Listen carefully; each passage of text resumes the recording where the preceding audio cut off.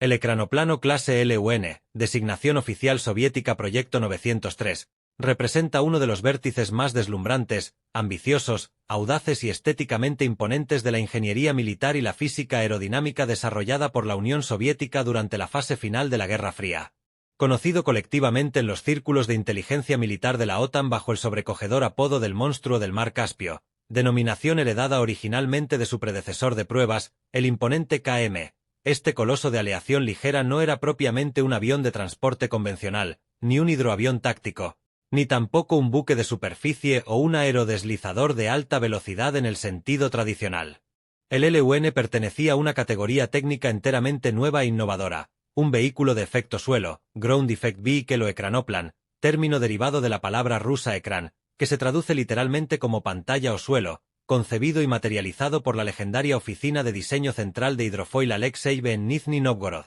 Su objetivo fundamental era volar a velocidades propias de la aviación de reacción militar a escasos metros de la superficie marina, manteniéndose sistemáticamente indetectable para las redes de radar del enemigo y transportando un poder de fuego antibuque de saturación capaz de neutralizar por completo a los grupos de batalla de portaaviones de la Armada de los Estados Unidos. Para comprender en toda su magnitud la complejidad de esta máquina sin precedentes, es necesario diseccionar minuciosamente su contexto histórico, la física fluídica de su movimiento, la arquitectura de sus materiales, su sistema de propulsión de reacción masiva, su doctrina operacional y las causas de su eventual retiro del frente geopolítico mundial. Durante las décadas de 1970 y 1980, la tensión entre las dos superpotencias mundiales alcanzó niveles de sofisticación tecnológica sin precedentes. Mientras la Armada de los Estados Unidos basaba su proyección de poder global en el dominio absoluto de los mares mediante sus implacables grupos de batalla de portaaviones, la Unión Soviética comprendió rápidamente que intentar competir mano a mano en la construcción de una flota de portaaviones equivalentes resultaría económicamente insostenible y estratégicamente ineficiente. La estrategia naval soviética se orientó hacia el desarrollo de respuestas asimétricas. La premisa era simple pero devastadora: diseñar plataformas de ataque de bajo coste relativo comparadas con un portaaviones nuclear, capaces de desplazarse a velocidades superiores a las de cualquier buque de superficie convencional y armadas con misiles antibuques supersónicos de gran alcance. En este caldo de cultivo doctrinal nació el concepto del ecranoplano pesado de combate. Bajo la dirección del genio de la ingeniería hidráulica y aeronáutica Rostislav Evgenievich Alexeyev, la Unión Soviética invirtió recursos colosales en el desarrollo de vehículos marítimos de alta velocidad. Alexeyev, quien ya había revolucionado el transporte naval con el diseño de embarcaciones de alas sumergidas como la clase Raketa y Meteor, dio el salto definitivo hacia la eliminación completa del contacto con el agua durante el crucero, buscando explotar un fenómeno físico que hasta entonces había sido considerado un peligroso inconveniente por los pilotos de la aviación tradicional: el efecto suelo. Para comprender la mecánica operacional del ecranoplano LUN, es imprescindible profundizar en la aerodinámica de fluidos y en el comportamiento de las presiones de aire cuando una superficie sustentadora se desplaza en extrema proximidad a un límite físico rígido o semirrígido, como la superficie del mar. Cuando un avión convencional vuela en la atmósfera libre a gran altitud, la sustentación se genera principalmente por la diferencia de presiones descrita por el principio de Bernoulli y la tercera ley de Newton. El aire discurre a mayor velocidad por el estrados, superficie superior del ala, que por el intrados, superficie inferior, generando una fuerza ascendente. Sin embargo, en las puntas de las alas, el aire de alta presión del intrados tiende a escapar de forma natural girando hacia el área de baja presión del estrados, creando intensos vórtices de punta alar. Estos vórtices son la causa principal de la resistencia inducida, una fuerza que frena a la aeronave y la obliga a consumir combustible adicional para mantener la velocidad. Cuando un ecranoplano vuela a una cota extremadamente baja, por lo general, a una altura igual o inferior a la longitud de la cordada media de sus propias alas, que en el LUN significaba volar entre 1,5 y 5 metros sobre las olas, la presencia física del agua altera radicalmente este comportamiento. Por un lado, se produce el efecto ramo de apisonamiento neumático, donde la masa de aire que entra por debajo del intrados del ala queda literalmente atrapada y comprimida entre la estructura metálica y la densidad incompresible de la superficie del agua, actuando la superficie marina como una pantalla física sólida que genera un colchón dinámico de alta presión estática sobre el cual la nave se apoya literalmente para flotar en el aire. Por otro lado, la proximidad al agua provoca la supresión de los vórtices de punta alar al bloquear la trayectoria natural del aire que intenta escapar por los bordes laterales del ala, haciendo que la resistencia inducida caiga drásticamente a valores cercanos a cero. El resultado de este fenómeno es un incremento masivo en la eficiencia aerodinámica o relación entre sustentación y resistencia, lo que permitía al LUN transportar cargas de pago colosales a velocidades de 500 km por hora utilizando un consumo relativo de combustible significativamente menor que el de un avión de carga equivalente operando a esa misma baja altitud.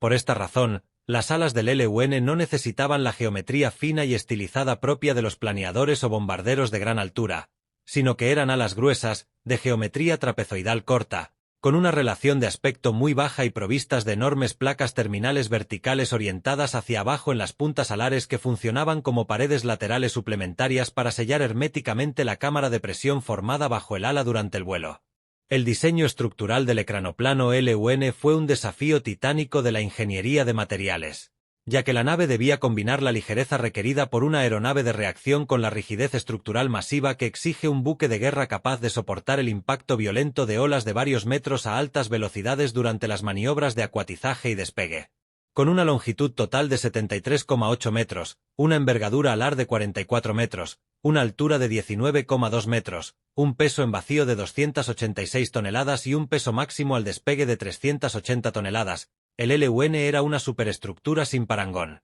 El fuselaje era fundamentalmente la quilla de un buque de alta velocidad adaptada a la aerodinámica, presentando la sección inferior del casco un diseño de plano inclinado con redientes o escalones hidrodinámicos profundamente estudiados. Estos redientes introducían burbujas de aire bajo el casco durante las fases de aceleración acuática para romper la tensión superficial y la succión adhesiva del agua marina, permitiendo que el gigante se despegara del medio líquido con mayor facilidad. Para resistir los ambientes marinos altamente agresivos y las tensiones mecánicas repetitivas sin aumentar desmedidamente el peso, los astilleros soviéticos utilizaron aleaciones avanzadas de aluminio-magnesio AMG61 en la mayor parte de la superestructura, combinadas con placas de titanio en las áreas de mayor estrés térmico y dinámico, como las zonas cercanas a las toberas de los motores y los anclajes de las plataformas de misiles. Además, todo el casco estaba dividido internamente en 10 compartimentos estancos independientes, lo que garantizaba que, incluso si las maniobras violentas sobre el agua provocaban una brecha estructural en el fondo del fuselaje, el LUN podía mantener su flotabilidad estática como una embarcación de superficie sin riesgo de hundimiento inmediato. Uno de los aspectos visuales y técnicos más impactantes del ecranoplano LUN era su masivo conjunto propulsor. Montado directamente sobre la proa del fuselaje, se encontraba un bloque integrado de 8 motores turbofan Kuznetsov NK-87, dispuestos en grupos de 4 a cada lado de la estructura central, entregando un empuje unitario de 127,5 kN para alcanzar un empuje total conjunto de más de 100 toneladas. El mayor problema al que se enfrenta cualquier barco o avión hidroplanador es la fase de transición, es decir, la enorme resistencia hidrodinámica que genera el agua cuando el vehículo intenta pasar de estar flotando a tomar la velocidad necesaria para alzarse. Para vencer esta fuerza antes de obtener sustentación pura, el LUN utilizaba la tecnología de inyección activa de flujo sobre la pantalla, conocida por sus siglas en inglés como PAR, Power Augmented Ram. Las toberas de escape de los 8 motores NK-87 contaban con un mecanismo de orientación vectorial que permitía girar la salida de los gases de escape hacia abajo y hacia el interior durante el despegue. Al acelerar los motores en la fase inicial, los gases de escape de alto caudal eran dirigidos directamente bajo la panza del ala principal, quedando atrapados por las placas laterales de las puntas alares y por los alerones desplegados en el borde de salida, lo que creaba un colchón de aire inflado mecánicamente de forma artificial incluso antes de que la nave comenzara a moverse. Gracias al sistema PAR, el LUN lograba elevar su casco fuera del agua a velocidades de desplazamiento sustancialmente menores que las que requeriría un avión convencional de 380 toneladas, y una vez que alcanzaba la velocidad de planeo dinámico de alrededor de 200 a 250 km por hora, las toberas de los motores volvían